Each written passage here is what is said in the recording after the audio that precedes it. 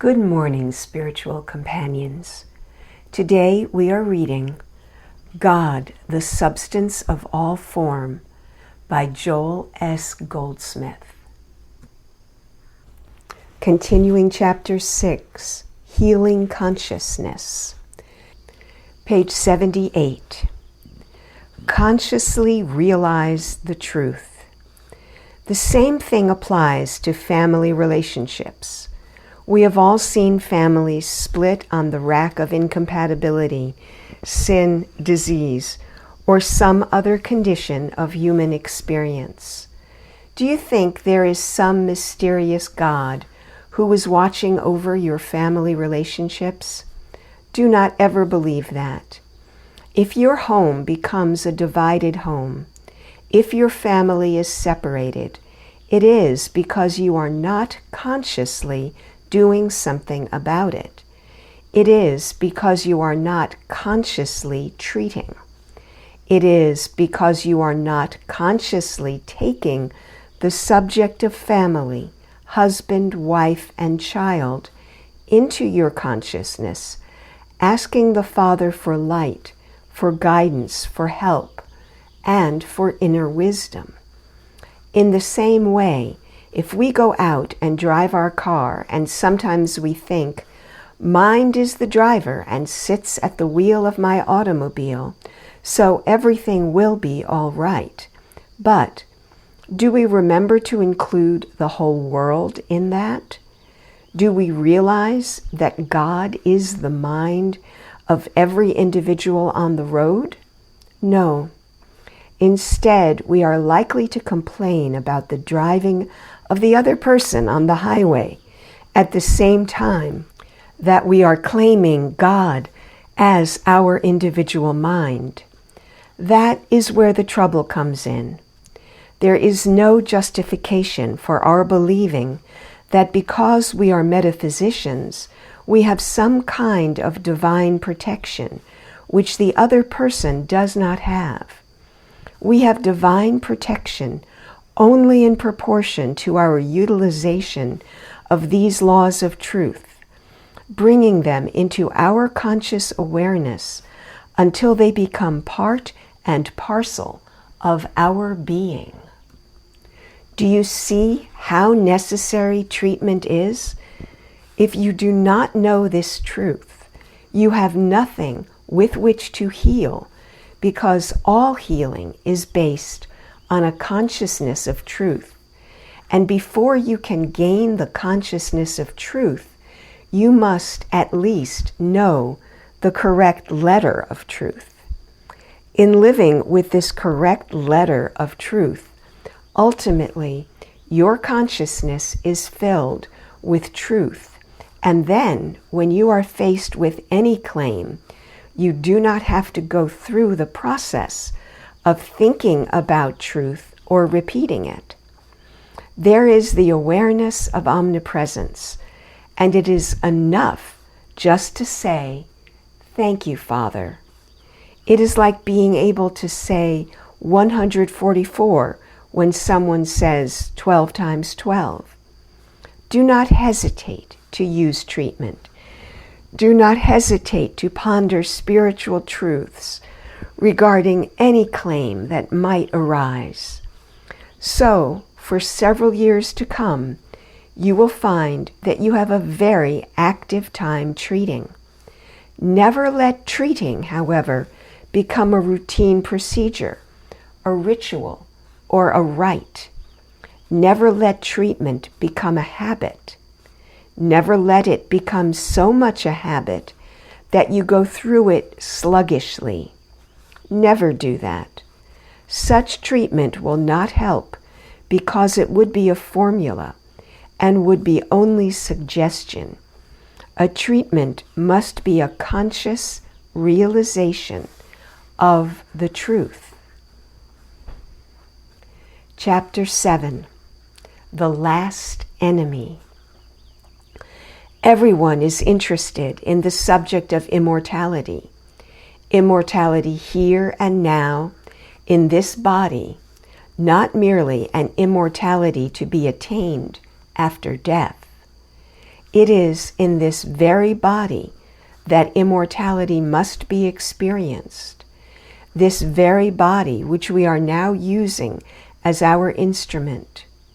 We shall not lose our body, but we will lose our false sense of body and come into the realization of the true nature of body. By losing the sense of disease, accident, and old age, and coming into a higher realization of perfect body, there is no loss of body. There is just the loss of a false sense of body and the realization of the true nature of body.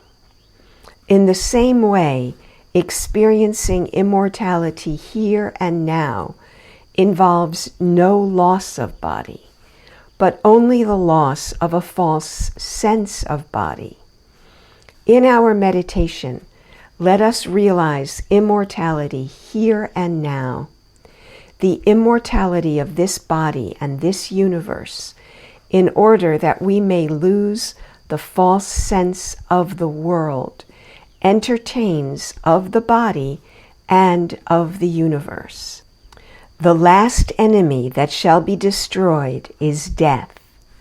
Corinthians. That may seem very discouraging to many people. Of this we can be sure.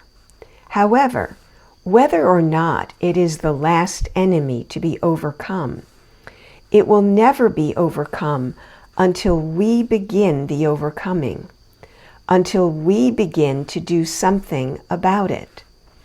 Just going on from one year to another, aimlessly saying, "Oh well, death will be the last thing to be overcome," is not going to postpone it. If we want to postpone death and finally overcome it, we must begin now. What is death? Death appears to be a momentary cessation of consciousness, but consciousness cannot be or remain unconscious. In fact, consciousness can never become totally unconscious. What we call death is but an apparent lapse into deep unconsciousness, from which we become conscious again, usually upon the same level as that upon which we fell asleep. Body expresses the activity of consciousness.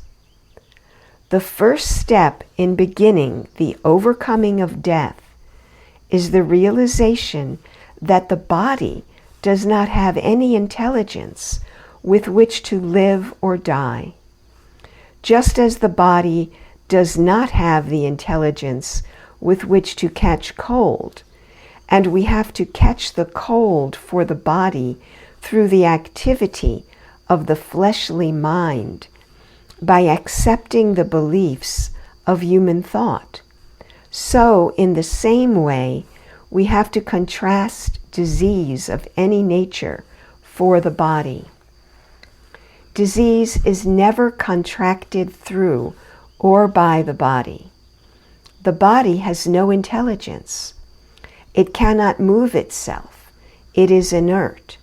And, like a shadow, it reflects our own state of consciousness. Any disease, therefore, appearing to be of the body, is contracted through the activity of the human mind because of its acceptance of universal beliefs. The first point, then, in overcoming death is overcoming the belief that the body of itself can either live or die, and realizing that the body can only reflect or express the activity of our own state of consciousness. When we accept in consciousness the thought or belief of death, that is when the body succumbs to it. It has been said over and over again not only by metaphysicians, but by physicians as well, that people die only when they give their consent. In one way or another, that is true. Consciously or unconsciously, consent is given to the experience of death. If you understand this point clearly enough, you may not only postpone and probably overcome death, but you will have a workable truth with which to meet the claim of disease and age. The fact that an individual on the spiritual path goes through the experience of death or of passing on does not necessarily mean that he has died. Please remember this. What I have to tell you is not the product of guesswork, nor something I read in a book. What I am going to tell you is from actual experience in interior revelation. End of this section, end of today's reading. I wish a blessed day to you.